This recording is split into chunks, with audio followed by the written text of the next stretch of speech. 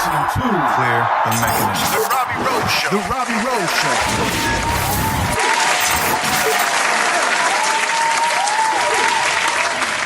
Show. Yo, what's going on, guys? It's your boy here, Robbie Rowland on The Robbie Rose Show. Got another Q&A podcast for you, number 4 of what, my career, I guess I would say. Real quick, guys, I'm super excited to bring you guys a podcast on Monday, October 14th. It'll be released, a podcast that I had. We recorded it yesterday on the 7th, and it was me, Dr. Josh Heenan, and Alan Jaeger talking about the dynamic between the throwing program coming back from a surgery, like the rehab throwing program, and it was a really good podcast. I'm super excited to bring you guys that. That'll be releasing again on October 14th. Obviously, two great minds, and I'm not talking about myself, obviously, Jaeger and Heenan. But super exciting. So just a few quick plugs I'll make before we get into the Q&A. First and foremost, for those of you guys who continuously ask me about plyo ball stuff, I know I posted something on my IGTV in regards to one of my plyo, routines on a light day. I have an ebook option that's plyo ball drills and routines, and it's every single thing that I do with the plyo balls. It has all of the drills that I like to do, even program with my clients, and it has all my routines, 4 different routines ranging from, my light throwing day all the way to like a start day, bullpen day, and strictly plyo ball. So all that stuff is in an ebook. You can find it, the option for that, in the show notes of this episode, which can be found therobbieroseshow.com/QA-pod4, QAPOD, and then the number 4. So be sure to go check out the show notes for all of the stuff that I'm about to talk about. Next plug, after doing tons and tons of mechanical analysis with clients and even myself, this is something that I'm passionate about because I went through this as well. I did an ebook on a common mechanical breakdown that you typically see on the mound. So if you're somebody that can throw a ball in long toss at 300 feet plus or pull down 95 plus, and then you get on a mound and you're 80 miles an hour, you're having a huge mechanical breakdown that's occurring when you step on the mound. And this is something that I went through as well. So I decided to put together an ebook regarding this particular topic because I'd hate for you to sign up for an analysis and that's the one big thing that you got to focus on is this particular mechanical breakdown. So I did an ebook, and it's only $20. Purchase that if you're somebody that does struggle with that. And the identification process is fairly easy. Is literally what I just said. If you can throw the ball 300 feet, you have 90 out of the hand. If you can pull down 90, you have 90 out of the hand. We just got to figure a way out for you to get on the mound and have 90. We gotta translate that. So that option for you to check out will also be in the show notes. Like I said, therobbieroseshow.com/QAPod4. You can find that option. And then, so today we're going to talk about 4 different things, ranging from glove tap. Is it effective? Is it not? Is it a waste? Velo through mechanics. How much can, optimal mechanics increase your velocity, and how do you kind of program working on your mechanics throughout the course of a season if you're, pitching every certain amount of days? And then the dynamic of picking the right college for you. And then last but not least, gaining weight on a budget. So appreciate you guys for tuning in, and let's get to it. All right, guys, so first question I want to tackle is a question somebody emailed me. Question being, can a glove tap be effective for a youth pitcher who has a really fast motion and trouble timing up their arm with the rest of their body? Now, this is the email response that I shot back to this individual. Hey, dude, that's a good question. Myself, I'm actually a glove tapper, I guess you would call it as well. And I would never say anything, is like good or bad, effective, not effective. It always comes down to the individual. There's been moments in my career where people have said, like, I shouldn't glove tap, and then haven't really provided a solid reason for the why behind it. For me, the delivery, it always comes down to timing. Timing kind of leads into like athleticism, or athleticism leads into timing. But it always, like I said, it depends on the individual. I think it's a good cue for you to utilize if you struggle with segmenting certain parts of the delivery, right? So for me, my glove taps occurring at the exact moment that I know that I'm coming down from leg lift. With mechanical questions, I talk about this a lot too, is like it's so hard for me to just sit here and give an answer as an absolute without really having seen video or anything like that. So my encouragement to you, if you want to take that next step and really dive into your development, sign up for an analysis. I'll include the link in this email back to you. But I will never say something is bad or good.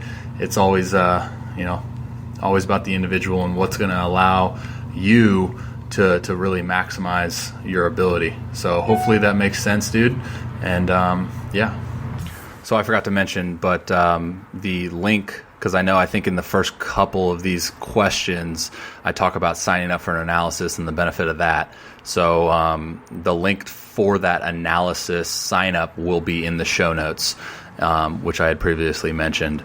So anytime you hear my answer being sign up for an analysis, which a lot of the times it is because of these mechanical questions, I hate to sit here and guess a lot of the times. So a lot of that is going to be, hey, sign up for an analysis, just because it allows us to really identify and get down to the root and the underlying issues of that. All right. So second question is from an email that I got the other day in regards to I kind of tackle this question in two different parts. So it's velocity through mechanics and the ability to increase your velocity with optimal throwing mechanics, which obviously I think is a huge component to that. But the question is how do you balance that schedule when you're in a season, as far as pitching every certain amount of days while still trying to work on your mechanics throughout that throughout that season. So here's my response to that. Hey, dude, good question. And I know when you say that you have outings every week, it's tough, right? Because you don't want to think too much about the mechanics or your delivery. You just want to kind of go out there and compete, and not even kind of, right? Like you want to.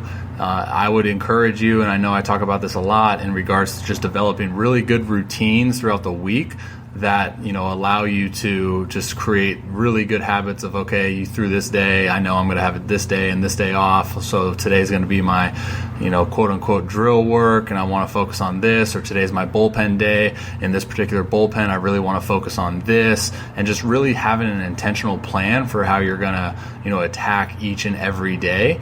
And then once you kind of do that, you're going to set yourself up for success moving forward. But as far as how can you improve your velo through mechanics in general, that's a very broad question, right? So, and again, it goes hand in hand with, like, it's so tough for me to answer these questions, and I've never seen you throw. Like if you want to take that next step, and if you really want to focus and be intentional with your development, I'd encourage you to sign up for an analysis. I'll include the link in this email. Yeah, man, I hope that helps. I think it really does come down to, like, how bad do you want it, and then what are your actions saying in regards to that question. Are you being completely intentional each and every day with your work? Are you taking advantage of the time that you have with optimizing your delivery? But yeah, man, hopefully that helps, and best luck to you the rest of the way. Okay, so third question. Hey, Mr. Rowland, I currently have a few Division I offers and a Division II offer. He is currently a senior in high school, and he also has a JUCO offer, as well as 3 D1s who may offer soon. With finances, some of the Division I offers really don't bring down the cost enough. Nowadays, 25% of what a baseball scholarship will give at most typically. The affordable D1s and D2s don't really have a great academic program, so I'm having a tough time making a decision. Would you happen to have any advice for me? Now, so for this particular one, I'm not going to include the email response that I gave back, because it was really personalized, and it doesn't really make sense if other individuals are listening to this, because they wouldn't be able to, I guess, put themselves in that particular situation, just because this one is very precise. But I think the general statement is like picking the right college, right? And the point that I want to get across is you have to identify from an early point in your high school career, right? Is what is your goal, and how is picking the right college going to help aid in that goal? So, for example, for me, when I was going through my process, it was a little bit different than the example that I gave, but it was okay. My goal is to be the best Major League Baseball pitcher that I could be.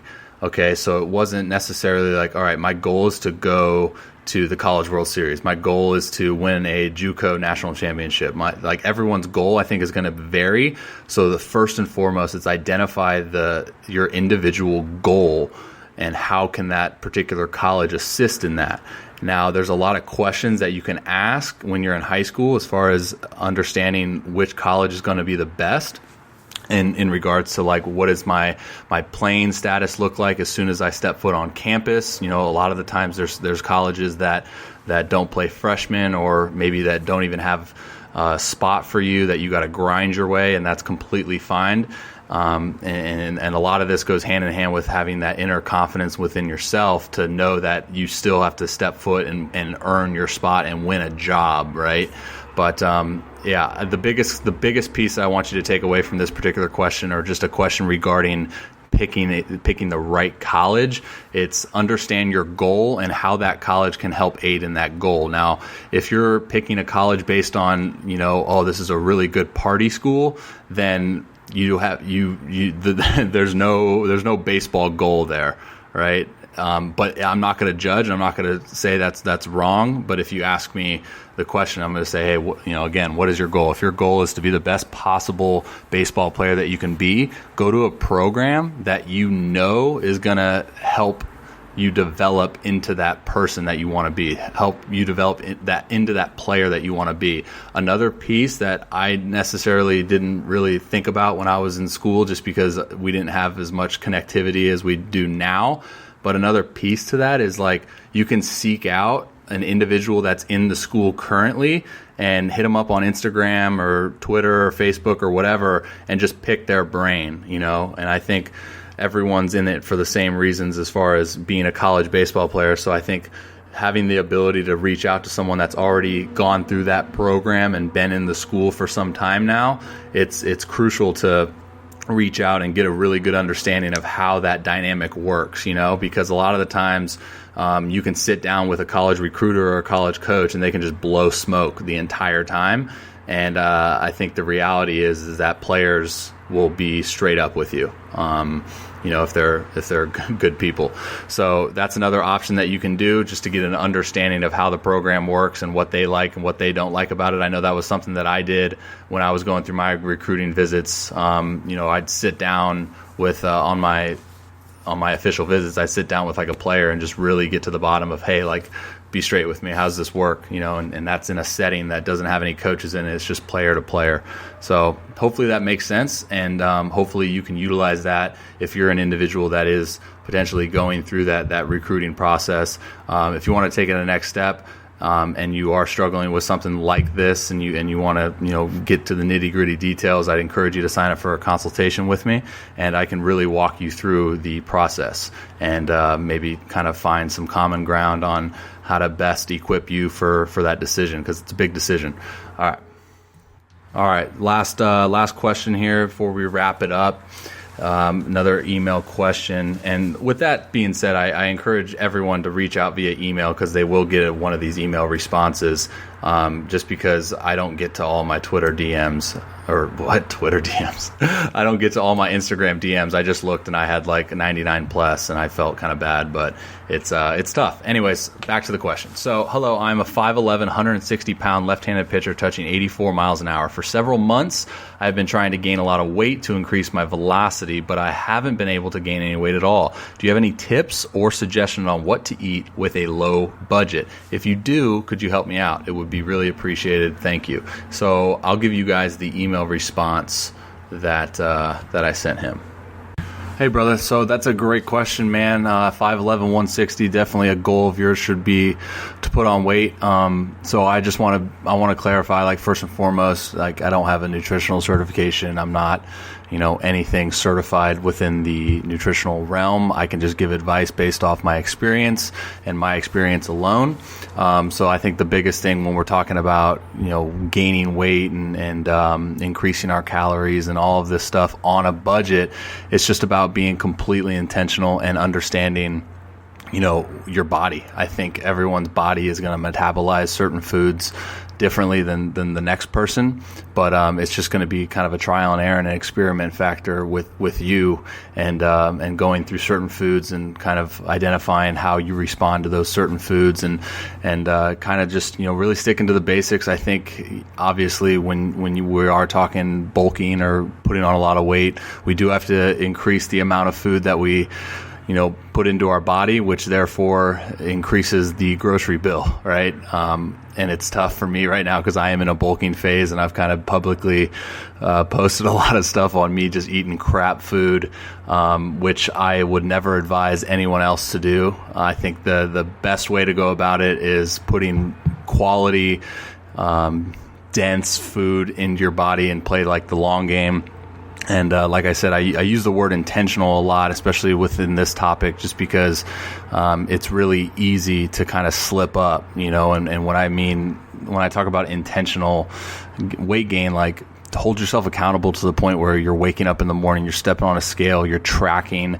I think anytime that we can track, that brings about an intentional way of going about things. So hold yourself accountable in the sense of tracking what you eat, what times that you ate it, and then the daily caloric intake.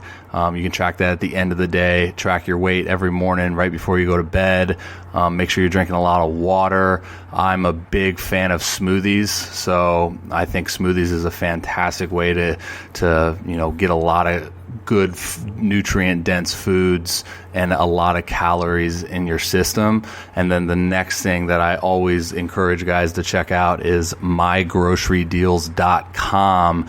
Not affiliated with them. I wish I was. I use it all the time though to get just crazy grocery deals. It actually allows you to type in your zip code, and it will give you every deal at the grocery within your 10, 15, 20 mile radius. So you can do that, once a week, where you're doing that on a Sunday, and you're checking the deals out and seeing what's out there at a cheap price, and then you're just buying in bulk, dude. So I do that for my steaks. I'll type in literally steak on the website, and it'll bring all the steak deals that are in my area. And I'm crushing it. Like I'll get a boneless New York strip, $4.99, $5.99 a pound sometimes, and then I'll buy like 50 pounds and then just freeze it, and have it for maybe like up to a month. So that's another little tip there. So hopefully that makes sense, dude. But I'm big on just being super intentional, tracking, and then I think by tracking, you'll it won't be as easy for you to slip up or something. So hopefully that makes sense, and best luck to you in your weight gaining journey, brother.